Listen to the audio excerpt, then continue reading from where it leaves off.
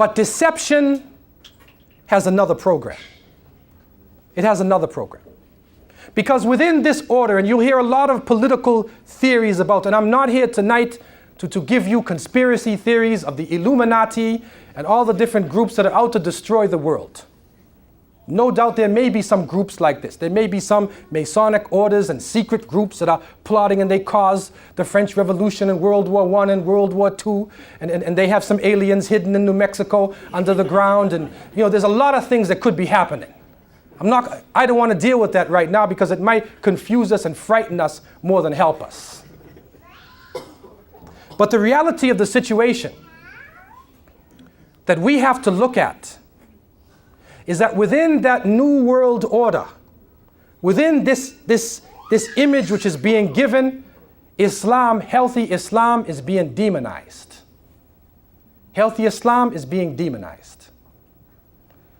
And this is a major mistake. It is a major mistake because within Islam is the answers to the problems of secularism. According to Bernard Lewis in his article in the Atlantic Monthly and other scholars, that in Europe itself, a great change went on in the Christian church when there were battles between the Protestants, the people who protested against the Vatican. And great struggles went on. People died. There was great tension. And also, scientists were persecuted by people in the church. And so secular thinking developed. And that is where you keep your religion in your house. You pray in your church or your synagogue or your mosque, but we run this society based upon civil law, secular law. And that law is something that has to be agreed upon by the people. Now the problem is that we recognize when we look at how law has developed is that the masses of people have not really been involved in the decision making.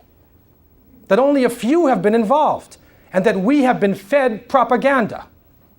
And the masses of people in Europe were fed propaganda, and they went on the Crusades.